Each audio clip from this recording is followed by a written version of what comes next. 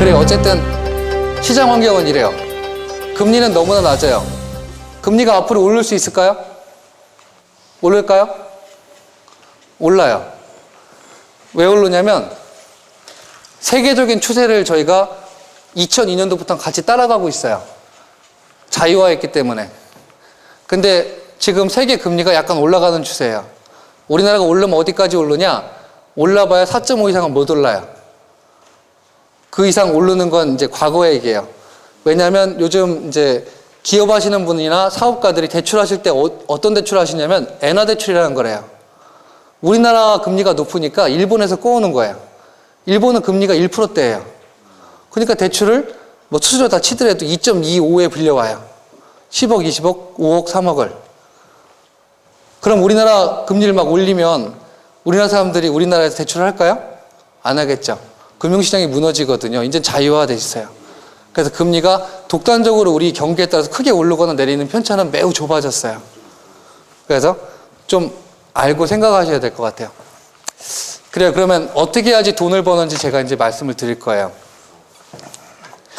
제가 처음 입사했을 때 삼성 본사에 19명이 공채로 들어왔어요. 얘네들 평균 연봉이 저 때는 조금 낮았어요. 어쨌든 여기는 좀 많이 주는 편인데 어쨌든 이때 2,600 정도 받았거든요. 근데 죄송해요. 여러분들은 꿈을 안고 사시는 분들이에요. 이건 참 기업 나부랭이들이에요. 근데 어쨌든 이랬는데 19명 중에 A그룹, B그룹, C그룹이 있었어요. A그룹 애들은 3년 만에 4,000에서 4,500을 모았어요. B그룹 애들이 모은 거는 2,000에서 2,500을 모았어요. C그룹은 400만 원을 모았어요. 똑같은 근무 여건에서 3년간 있었는데 10배가 차이 나고 2배가 차이 나요. 왜 이렇게 될까요? C는 얘기하면 안 돼요. 이 친구들은 항상 단란해요. 어찌나 기쁜지 모르겠어요. 삶의 퀄리티가 아주 높은 친구들이에요. 근데 A하고 B는 비교해 볼 만해요. 왜냐면 B가 평균이거든요. 근데 어쨌든 3년 만에 2배 차이가 났어요. 지금은 어떨 것 같으세요? 이러고 또다시 4년이 흘렀거든요. A그룹에 있는 친구들은 1억 이상의 자기 집을 소유하고 있어요. B그룹 친구들은 아직 전세를 살거나 대출을 좀 많이 끼고 집을 소유하고 있어요. C그룹 애들은 여자가 많아요. 어쨌든 3년 만에 더블 이렇게 차이가 나는데 그 후 또 4년이 지나니까 그 차이는 점점 심해져요. 그럼 뭐가 이걸 이렇게 만들까요? 여기에 주변에 동기분들이 계실 거예요. 입사 동기나 아니면 같이 일 시작하신 분들이. 근데 갖고 있는 건 다르실 거예요. 단연코. 네. 몇 분은 상당히 기쁘게 지내신 것 같아요. 어찌됐든. B가 평균이니까 B 얘기를 한번 해볼까요? B하고 A의 가장 큰 차이. B는 본봉을 가지고 재테크를 시작해요. 그래서 제일 먼저 하는 게 과거 여러분들한테 근로자금저축이라고 있죠. 이건 그냥 50만 원씩 넣는 게 기본이었어요. 두 번째 하는 게 어떤 게 있어요? 주택청약 부금을 해요. 왜? 내가 10만 원씩 3년 넣어놓으면 이게 33평 아파트까지 분양권 1순위가 되니까. 그래서 이걸 선택해서 해요. 세 번째 하는 게 저 같은 보험 설계사가 정말 많아요. 그래서 종신보험을 하나 가입해요. 남자 같은 경우는 대개 한 12만 원 정도, 여자 같은 경우는 대개 7만 원 정도. 그리고 자유예금 통장. 이렇게 3년을 갖고 가시면 이게 2,500대야. 딱. 그럼 A는 어떻게 한 거야? 똑같이 벌었는데 용돈 얼마 써라고 얘들한테 물으면 용돈 대개 나 60에서 70 써라고 얘기해요. 근데 A그룹 애들을 보면 이렇게 안 살아요. 플러스 보너스를 감안해요. 그리고 월급 통장이 마이너스 통장이에요. 가지수가 늘어요. 저축 2가 있어요. 20에서 30. 저축 3가 있어요. 10에서 20. 펀드 투자하기도 하고 연금 하기도 해요. 10만 에는 10만 원 더 모아요. 그래서 여자친구랑 회사에서 제주도 보내달라고 안 하고 10만 원씩 모아가지고 여자친구랑 제주도로 여행 가요. 1년에 한 번씩. 그래도 보내주세요. 예. 어쨌든 이 차이예요. A는 알고 있어요. 내가 한 달에 한 번 옷을 살 수 있는지, 세 달에 한 번 옷을 사야 되는지. B는 몰라요. 그냥 돈 생기면 사고 그러는 거예요. A는 알아요. 내가 한번 단란하게 이렇게 친구들하고 놀 때 5명이서 뿜빠이를 해야 되는지 아닌지. B는 몰라요. 보너스 들어오면 한번 질러보는 거예요. 근데 그 차이가 집이 있고 없고를 5년 안에 결정할 수도 있어요. 제가 지금 첫 번째 드린 얘기는 뭐냐면, 예전에 부모님이 너 버는 거 반만 저축이라 했는데 이제 아니에요. 내가 할 수 있는 만큼 해야 돼요. 최선을 다해서. 그리고서 남는 거 갖고 한번 살아보려고 애를 쓰셔야 돼요. 안 그러면 미래가 없어요. 재밌는 거 하나 말씀드릴게요. 제가 아는 분이 1960년대부터 시작해서 35년 동안 은행에 업무를 하셨어요. 페이가 나쁘지 않았겠죠. 금융권의 금리니까. 그렇게 사시고 지금 70을 넘게 사세요. 80 가까이 사셨는데 지금 어떻게 사시냐면 100만 원짜리 보증금을 넣고 10만 원짜리 사글세에 살아요. 왜 그랬을까요? 35년이나 금융권에서 재직을 하고 열심히 살았는데 20년 놀다 보니까 어쩔 수가 없는 거예요. 그 사이에 두 분이 한 번씩 아프셨어요. 병원비 한번 털고 그러니까 이제는 그렇게 사는 거예요. 여러분들이 하루를 계획해서 살지 않으시면 내일이 어쩌면 여러분들이 복지사의 도움을 받아야 될 수도 있다는 얘기예요. 아니요, 정말 그래요. 여러분들이 어쩌면 복지사 일을 하시면서 그런 우려가 걱정되시는 분들한테 가서 정신 차려서 돈 모아라고 얘기해 주셔야 될지도 모르겠어요. 아니면 여러분들이 도와주실 분들이 더 많아지거나 나 스스로도 도움을 받아야 될지도 몰라요. 첫 번째 얘기는 그거예요. 어쨌든 최선을 다해서 한번 모아보시라는 거예요. 두 번째 얘기는 이제 제가 중요한 얘기를 하나 드릴 거예요. 제가 아는 분 중에 좀 나쁘신 분이 하나 있어요. 경마에 미쳐 있어요. 경마에 미쳐 있어갖고 이분은 와이프를 접해요. 그래갖고 베개 속에 200만 원을 찾아서 경마장에 가시는 분이에요. 그럼 그 200만 원을 들고 경마장에 가서 이 사람이 처음에 하는 게 뭘까요? 마표를 보겠죠. 우승한 걸 첫 번째 말이 뭔가 이렇게 쭉 봤더니 5번 말이래. 그래, 너한테 150만 원을 넣었어요. 우승한 걸 두 번째 말이 뭔가 봤더니 3번 말이에요. 그래, 너한테 20만 원 넣었어요. 30만 원 남죠? 이건 어디다 할까요? 네, 이건 럭키 세븐 그냥 7번 말이에요. 지금 이 사람 인간 말종인데 이 사람이 하는 게 뭔지 아세요? 이게 분산 투자예요. 포트폴리오. 인간 말종도 포트폴리오를 하시기 때문에 여러분은 당연히 포트폴리오를 갖고 가셔야 돼요. 그래서 과연 신문기사나 이런 데서 보면 포트폴리오 하는데 그게 뭔지 말씀드릴게요. 크게 두 가지를 얘기해요. 첫 번째는 기간 분산 투자. 두 번째는 리스크 분산 투자를 얘기해요. 선생님, 예. 돈이 언제 필요하세요? 예. 돈이 언제 필요하세요? 집 살 때. 아하. 우리가 사는 게 제법 줄기차게 사는 거 알고 계시죠? 정말 줄기차게 살아요. 요즘 평균 연령이 80세예요.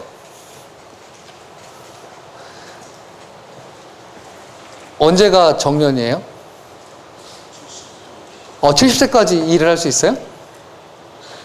복지사 정년이 몇 세죠? 70요? 60요? 예, 가장 긴 데에 속하시는 거예요. 60까지는 버실 거예요, 그러면. 거의, 철밥통이에요. 거의 철밥통이에요. 근데 그래도 20년을 놓으셔야 돼요. 우리가 돈이 언제 필요하냐고 물으면 흔히 얘기할 때 내일 필요하다고 하고 2년 후에 필요하다고 하고 3년 후에 필요하다고 해요. 하지만 돈은 계속 필요해요. 제가 제 자랑을 하면 제가 연봉이 3억은 좀 넘어요. 예, 기부해야 돼요.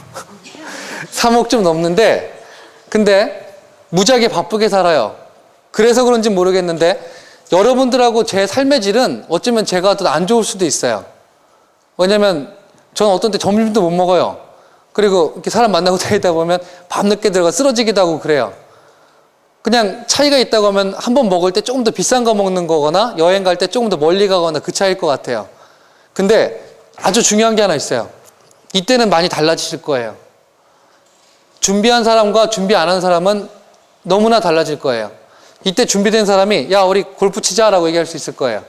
준비가 안 된 사람이 그때 가서 야 무슨 골프야 당구 치자 이렇게 얘기해야 돼요. 근데 어쩌면 여러분 중에 어떤 분은 뛰자라고 할지도 몰라요. 이때는 너무나 많이 차이가 나기 시작하실 거예요. 그래서 기간을 나눠서 투자하셔야 돼요. 단기, 중기, 장기. 명확한 목적을 갖고 투자를 하셔야 돼요. 단기를 우리가 흔히 얘기할 때 1에서 3년을 얘기해요. 중기를 얘기할 때는 5년 정도를 얘기하고 장기다 얘기하면 10년 이상을 얘기해요. 근데 왜 나눠야 될까요? 단기, 중기, 장기를. 우선 기본적으로 금리가 달라요. 단기 같은 경우는 3%를 주는데 중기 5년만 가더라도 4.5를 줘요. 장기로 올라가면 4.8까지도 나와요. 금리가 다르죠. 두 번째 뭐냐면 세금 혜택이에요. 여러분들이 저축하셔서 이자 소득을 받으시면 거기에 대해 세금을 떼세요. 그게 15.4%인데 10년이 지나면 세금을 안 떼요. 근데 이게 기간 분산 투자를 해야 되는 진정한 이유는 아니에요. 제가 고객 중에 40대 대기업의 차부장급이 참 많아요. 그러니까 전 직장에 있을 때 절 많이 도와주셔갖고 이분들이 고객이신데 갖고 있는 게 뭔가 한번 살펴보면 첫 번째 아파트를 갖고 계세요. 서울에 계신 분들은 대개가 2억에서 4억짜리 아파트를 갖고 계세요. 대전 쪽에 계신 분들은 대개 2억에서 3억 사이의 아파트를 갖고 계세요. 이거 삼성이에요. S그룹. 두 번째 갖고 있는 건 와이프예요. 한 명만 있어요. 세 번째는 애가 되게 둘이 있어요. 네 번째 갖고 있는 게 이 아파트에 딸린 대출이 3천이 적게 있는 거고 많으면 1억까지 있어요. 근데 40대 이 차부장님한테 가서 물어봐요. 회사 언제까지 다닐 것 같으세요? 라고 물으면 대개 얘기하는 게 5에서 10년을 얘기해요. 근데 문제가 있어요. 이 둘째 막내가 10년 후에 아버지가 50살이 됐을 때 몇 살이냐는 거예요. 대개가 중학생이거나 고등학교 3학년 사이 여기 왔다 갔다 하고 있어요. 요즘 대학 등록금 얼마 하는지 아세요? 쉽게 얘기해서 딱 10년 후에 내가 A를 충남대학교에 보낸다. 그럼 들어가는 돈이 생활비 포함해서 1억 4천이에요. 한 아이당. 10년 후에.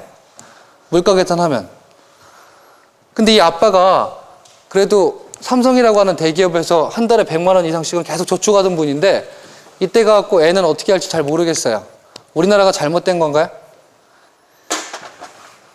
번다고 하는 사람들이 이것뿐이 안 되니까 어떻게 살아요? 그게 아니에요. 여러분들이 재테크 하실 때는 앞으로 꼭 목적을 갖고 하셔야 돼요. 목적. 내가 지금 저축한 이 50만 원은 3년 후에 탈 거고 이건 어디에다 쓸 거다. 내가 10만 원을 더 저축할 수 있는데 이거는 10년 후에 어떤 목적으로 써야겠다. 여러분들이 재테크를 막연하게 하시면 막연한 미래뿐이 없어요. 그냥 저축을 하시죠? 라고 하면 다 하신대요. 왜 하세요? 라고 저축 시작할 때 물어봤어요. 그러면 돈 모으려고 한대요. 또는 돈 쓸까봐 한다 그래요. 근데 재밌는 건 이때 가갖고 만기가 됐단 말이에요. 그러면 목적이 막 생겨요. 우리 장모님 해외여행 한번 보내드려야 되고 내 인라인 스케이트 하나 타야 돼요. 급조한 목적이라도 어쨌든 쓰고 나면 요거는 그대로 이렇게 남겨야 되겠죠. 그리고 다시 저축하면 되잖아요. 이게 안 돼요.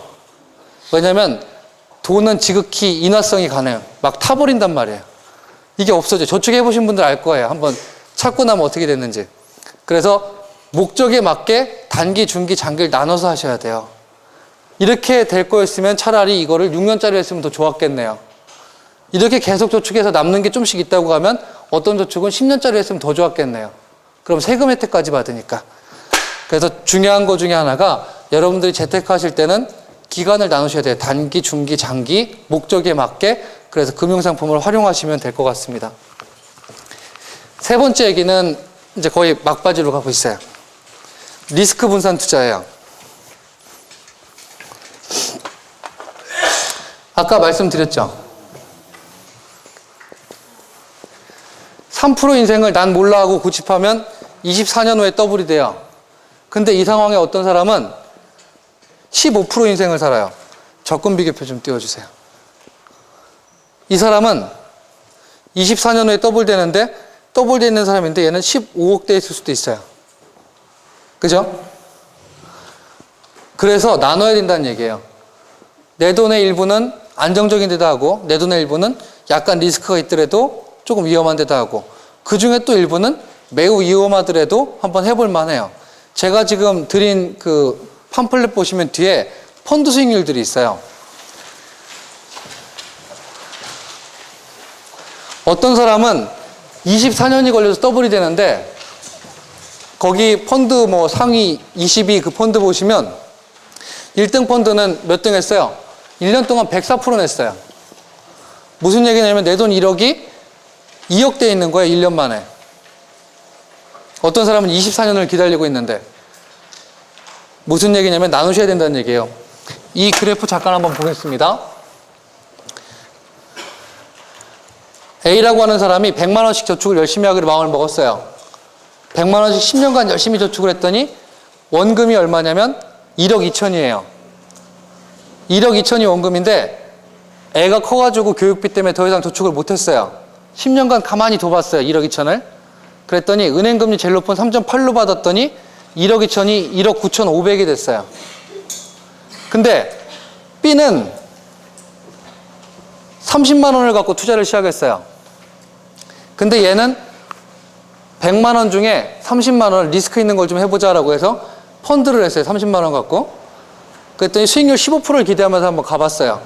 10년 동안 열심히 하니까 3,600만 원이에요. 가만히 10년 동안 또 뒀어요.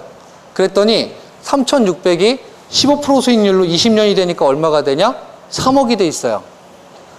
100만 원으로 1억 2천 가지고서 10년간 갔더니 1억 9천 돼 있는데 30만 원은 3억을 만들어놔요. 무슨 의미인지 아실 거예요. 내가 저축을 하셔야 되는데 하시는 금액 중에 나는 40만 원뿐이 못하는 사람이라 하더라도 그 중에 10만 원은 리스크가 있더라도 15%에 하셔야 된다는 얘기예요. 근데 지금 어떤 펀드들은 100%도 나와요. 그러니까 나누셔야 된다는 얘기예요. 제가 종합을 하면 첫 번째는 어쨌든 여러분들은 열심히 돈을 모으셔야 돼요. 그리고 두 번째 중요한 거는 내 돈을 가지고 단기, 중기, 장기 목적을 맞게 나눠서 분산 투자하셔야 돼요. 세 번째는 내 돈의 일부는 안전한 거에다 하시고 일부는 리스크가 있더라도 좀 나누셔서 하셔야 돼요.